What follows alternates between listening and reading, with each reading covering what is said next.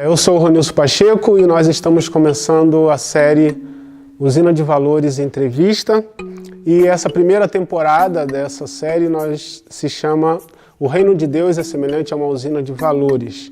Como o nome já demonstra, a gente vai falar de alguns valores, os valores propostos pelo Usina, e pensar esses valores, como eles dialogam e são atravessados pelo Evangelho, pela Bíblia, e como que a igreja pode contribuir para a promoção desses valores: dignidade humana, engajamento político, escuta ativa, bem viver e coexistir na diferença. Nós estamos gravando aqui na Igreja Presbiteriana do Recreio e hoje o nosso primeiro valor, que é exatamente coexistir na diferença, a gente vai conversar com o Neil Barreto, que é pastor da Igreja Batista Betânia, do Sulacap. Neil é teólogo, Neil tem outras funções e outras atividades, mas aqui para a gente cabe dialogando com essa temática, essa função que é tão importante, tão significativa, que é o pastoreio, e como a partir do pastoreio é possível pensar igreja e evangelho e essa contribuição para coexistir na diferença. Neil, obrigado pela sua presença, por nos dar a oportunidade de dividir e de sermos acrescentados com o que você tem a dizer para a gente hoje. Foi um prazer, foi uma honra, obrigado pela honra de estar aqui. Quando o assunto for esse, contem comigo, vai ser sempre um prazer. Neil, primeira pergunta, assim, nosso ponto de partida, eu acho que seria como é que você ajuda a gente a pensar o quanto que o coexistir na diferença, a gente consegue defender a perspectiva do coexistir na diferença biblicamente, a partir dos evangelhos. Pensar na ideia de um reino de Deus que inclui os diferentes. O reino de Deus, o quanto que o reino de Deus tem a ver com as diferenças ou o reino de Deus tem a ver com padrões. Como é que a gente pensa a possibilidade de existir com os diferentes a partir do evangelho? Pois é, primeiro, Ronilson, a partir da definição do próprio Evangelho. Para mim, Evangelho, entre tantas coisas, é o resgate da capacidade de convivência. O Evangelho, ele vem para produzir essa morte do eu, restaurando o outro em nós, a capacidade de restauração da convivência do eu e do tu, que gera o nós, que é o Evangelho. Então, o Evangelho, para mim, é exatamente essa capacidade de conviver com os diferentes. O Evangelho não tem nada a ver com uniformidade, tem a ver com unidade, tem a ver com convergência. Então, acho que não existe um outro Evangelho a não ser esse, que restaura no meu eu o teu tu e que gera em nós essa capacidade de viver o nós, que para mim é evangelho purinho. Para mim o evangelho é isso, a restauração da capacidade de convivência e de convivência saudável. Muito bom. Quando você falava, eu pensava aqui, sempre quando eu penso nessa possibilidade, né, de coexistir na diferença com os diferentes, ou acolher os diferentes, eu não sei o que você acha, mas eu sempre penso nas passagens do Antigo Testamento, né, fazendo uma comparação, quando Deus fala do acolhimento, né, do cuidado com a viúva, com o pobre, com a viúva, com os órfãos e com os estrangeiros. E eu acho essa ideia do estrangeiro parece ser uma grande sacada, assim, né? Porque o órfão, a viúva, o pobre, eles podem ser do nosso grupo, né? Da nossa tribo, do nosso povo, da nossa comunidade. Mas aí, na Bíblia, né, Deus coloca o estrangeiro. O estrangeiro pode ser qualquer um, qualquer cultura, ele pode ser totalmente diferente. E eu penso nisso quando eu penso nesse esforço que a Bíblia nos convida a fazer para pensar, conviver na diferença. Por que eu estou lembrando desse exemplo? Isso que eu queria perguntar a você, que como que a gente pensa, né, assim, a partir do Evangelho, quais são os limites dessa diferença? Porque às vezes quando a gente fala do coexistir na diferença, ainda tem muita possibilidade de pensar a diferença dentro do nosso arraial, né? São as diferenças denominacionais, são a diferença de litúrgicas, o quanto que esse diferente extrapola esse espaço eclesiástico e é, de fato, diferente dentro do contexto da sociedade, né, de histórias. Pensando em Paulo, né, a ideia de Jesus como derrubando o muro das inimizades. Inimizades entre quem? Quais são essas diferenças? Como é que a gente pensa a ideia da diferença para além do nosso espaço eclesiástico? Então, quando você usa a figura do estrangeiro, lembrar que aquele estrangeiro sou eu na perspectiva do outro. Você é estrangeiro para mim, logo eu sou estrangeiro para você. Então eu e você somos iguais, independente de onde nós estejamos. É só uma perspectiva de ponto de vista. Por exemplo, nós vemos a gente traz para o agora, para o que a gente vive na sociedade mundo hoje, né? Nós vivemos uma sociedade ampla, total e irrestritamente polarizada. Nós estamos distantes uns dos outros. As redes, elas produziram um fenômeno que para mim é dicotômico. Ela aproximou quem está longe, mas distanciou quem está perto.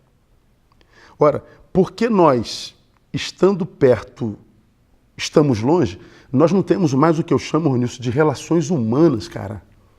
Nossas relações são maquinárias, são mecânicas. E a humanidade em nós só é manutenida pela relação humana. O problema da polarização é que nós estamos praticando pouco a humanidade. Ora, se eu pratico pouca humanidade, eu estou praticando uma outra coisa, que é a mecanicidade, ou seja, a vida humana ficou mecânica, nós vivemos um processo de desconstrução humana, que é o caminho oposto do caminho de Deus. No caminho de Deus, foi Deus se transformando num ser humano. Hoje, nós que éramos o objetivo de Deus em Jesus, estamos perdendo a humanidade e nos transformando em coisa. Nós perdemos essa capacidade afetiva de nos relacionarmos, de entendermos que o outro sou eu sou o outro de todo mundo que não eu. Então, tratar bem a você é tratar bem a mim. Tratar bem a mim é um bom tratamento que você faz a si mesmo. Nós perdemos essa perspectiva de que nós somos um no mundo, mas que também somos parte de um todo no mundo. Ou seja, eu sou único para Deus, mas faço parte de uma engrenagem que Deus ama tanto quanto ama a mim mesmo. Vou dar um exemplo prático em número. Nós produzimos no Brasil, no ano passado, o maior número de homicídios da história do Brasil. Quase 60 mil homicídios. Qualquer brasileiro sabe disso. São 160 homicídios por dia. Ora, homicídio, como eu tenho dito por onde eu tenho passado no Brasil, é homicídio na perspectiva individual. Um matou o outro, mas na perspectiva existencial é raça matando raça. Todo homicídio é também um suicídio. É a raça se matando, se auto-extinguindo. Porque nós perdemos essa capacidade de vermos-nos no outro. Nós perdemos essa capacidade de entender que o outro sou eu. Na minha concepção pastoral, pelo menos é o que eu tenho tentado passar pelo meu púlpito, é fazer entender aos meus ouvintes que nós somos igrejas no mundo, mas que nós somos mundo com o mundo também. E nós estamos no mundo para quê? Para que nós fôssemos uma referência de relação afetiva, de solidariedade, de humanidade, para que o resto do mundo, olhando para nós, desejasse ser como nós. Ou seja, a igreja deveria viver uma santidade que fosse atraente, não repelente. Nós deveríamos ser a comunidade que gera fome no mundo de ser como nós. Então, acho que viver o evangelho no mundo é sermos de tal forma humano, como Deus se fez humano, a fim de gerar nos seres humanos que não são humanos como Deus gostaria que fossem, o desejo de sê-lo. Igreja é resposta de Deus para o mundo, na minha concepção. Você falando da igreja, acho que a próxima pergunta tem a ver com isso, mas lembrando, a gente se conhece há bastante tempo, né? E eu sou testemunha do quanto a Igreja Batista Betânia de Silacap tem esse histórico, né? de inclusão e de abertura, né, para a diferença. Né? Presenciei bons encontros ali, inclusive de diferença, encontros interreligiosos, né, de discussão e tal, que eu acho que tem muito a ver com o contexto que a gente está hoje. As diferenças são muitas. Você falou das redes, né? Como que as polarizações nas redes sempre muito fortes, as conversas muito violentas, as diferenças cada vez mais se sobressaindo. E aí, nesse contexto, você está dentro de uma igreja que, de alguma maneira, tenta contribuir para essa diferença. E aí, a partir, até como uma possibilidade, né, de estímulo prático, a partir da sua experiência prática, você que abriu as portas da sua comunidade para ouvir tanta gente diferente, tantos movimentos diferentes, tantas religiões diferentes.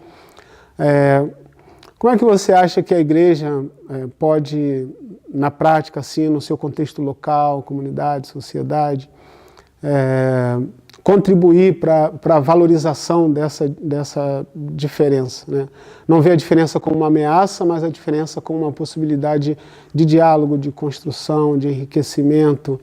O que você sugeriria na prática que uma igreja pode... Eu me lembro, eu era adolescente, nós, os batistas brasileiros, tivemos um slogan que era Jesus Cristo é a resposta. Eu me lembro disso como se fosse ontem. Jesus Cristo é a resposta, Jesus Cristo é a resposta, Jesus Cristo é a resposta. Eu me lembro claramente de uma adolescente que chegou perto de mim, que estava em juventude. Depois de nós termos recitado o tema de um congresso, Jesus Cristo é a resposta, ela me perguntou assim, Jesus Cristo é a resposta? Qual é a pergunta? Eu me lembro que eu fiquei, assim, estatizado. Jesus Cristo é a resposta para que pergunta? Então, acho que um desafio para a igreja, a começar dos púlpitos dessas mesmas igrejas, Ronilson, é tentar descobrir quais as perguntas que a sociedade está fazendo à igreja nesse exato momento. Cada igreja local, nos seus respectivos bairros, saber que tipo de pergunta aquela comunidade está fazendo. Nós estamos aqui no templo de uma igreja presbiteriana no bairro do Recreio, que tem uma comunidade completamente diferente daquela que eu tenho no bairro de Sulacap. Perguntas diferentes, algumas comuns, mas algumas diferentes. Se cada igreja local entender que ela não está naquele local, ela é parte daquele local. A minha igreja não está na Sulacap, ela é parte de Sulacap. A diferença é que alguns estão em Sulacap, são um problema de Sulacap, e nós estamos para sermos a resposta de Sulacap. Então eu preciso estar inserido na minha comunidade. Eu acho que nós precisamos voltar ao Evangelho. O Evangelho é ide. O trabalho de um ministro não é encher o templo de gente, é pegar gente do templo e levar para a comunidade. O Evangelho não é vinde, é ide. Nosso trabalho não é encher a igreja, é esvaziá-la. Ela tem que ter cheiro do bairro onde ela está plantada. Quando a gente está no meio da comunidade, a gente sabe o que pulsa no peito da comunidade. A gente não é só refém de informação de rede. A gente não é só refém de informação de academia teológica. A gente não é só refém de disse-me-disse coletivo. Não, nós estamos inseridos. O que falta à igreja é essa inserção, é sentir na pele o que eles sentem, é absorver o cheiro deles, é encarnar as suas dores. Porque separados uns nos outros, viramos especialistas em problemas alheios. Todo mundo se mete no problema do outro e o outro é sempre problema. Mas nós não nos tornamos especialistas em resposta para o problema alheio. Nós detectamos o problema do sujeito e o apedrejamos. Somos uma geração de crentes de pedras nas mãos. Somos uma geração de apedrejadores. Ora, por que nós apedrejamos? Por causa daquilo que tem no nosso coração. O Evangelho me ensina o seguinte: ama o Ronilson, Neil, como você ama a si mesmo, Neil. Então, se eu me amo, você vai ser amado. Se eu não me amo, você não será amado. Se eu me odeio, você será odiado.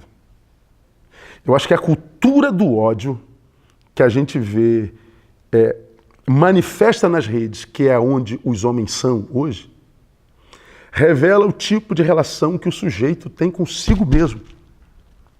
Eu acho que o papel primordial da Igreja do Cristo hoje é restaurar na sociedade o mais importante de todos os amores. Qual é o mais importante de todos os amores? O amor próprio. O amor por mim mesmo. Uma pessoa que ama não atira pedra. Uma pessoa que se respeita, respeita. Uma pessoa que se dá valor, valoriza. O oposto também é verdadeiro. Se você fosse deixar um texto, uma história, uma narrativa bíblica que você acha vale pensar, coexistir na diferença a partir dessa história, dessa narrativa, dessa passagem, desse versículo, o que vem alguma coisa na sua... Jesus está de passagem para Jerusalém. Não dava para chegar lá, eles buscam acolhimento numa cidade, numa vila, mas era de samaritano. Jerusalém é a cidade santa. Os samaritanos são os imundos. São os não santos. Os santos estão indo para Jerusalém, buscam pousada numa cidade imunda. Bom, como os samaritanos não falavam com os judeus, porque a comitiva de Jesus ia para Jerusalém, ou seja, estavam indo a caminho dos seus inimigos. Você é amigo de Jerusalém, é meu inimigo, nós não acolhemos vocês. Os apóstolos voltam para Jesus, diz que eles não deram acolhimento, eles perguntam a Jesus se Jesus quer que eles façam uma oração. Mas que tipo de oração? Para fazer descer fogo do céu para consumir os samaritanos. Os samaritanos não acolhem a Jesus. Os santos querem matar os samaritanos. Jesus diz assim: de que espíritos sois? É Jesus dizendo, se vocês são do lugar santo, se vocês são povo do santo, na cabeça de vocês não deveria passar a ideia de desconstrução de quem quer que seja no seu coração. Santos não matam ninguém, nem biologicamente, nem afetivamente. Santos não desconstroem, reconstroem. Santos não matam, devolvem vida. Santos não roubam a dignidade da visão alheia, pelo contrário, devolvem. Jesus está dizendo que a primeira marca da restauração de um homem na perspectiva do reino é ver nesse homem a restauração do outro em si. E a minha oração, meu desejo, a minha esperança é que nós vejamos no Brasil igrejas que não estejam naquela comunidade, mas sejam a comunidade, de modo a amá-la tanto quanto ama a si mesmo. É o meu sonho, o meu desejo, é a minha oração. Amém. Prazer. Obrigado. Obrigado pela honra. Muito obrigado, Neil. A gente termina aqui com esse grande estímulo de esperança, de possibilidade, de saber que é possível conviver na diferença, coexistir na diferença, e que coexistir na diferença está tão próximo, é parte da Bíblia e do Evangelho de Jesus. A gente volta na próxima quinta. Prazer. Sempre que precisarem, estou às ordens. Restaura o tu em ti. Deixa eu abençoar. Obrigado, gente.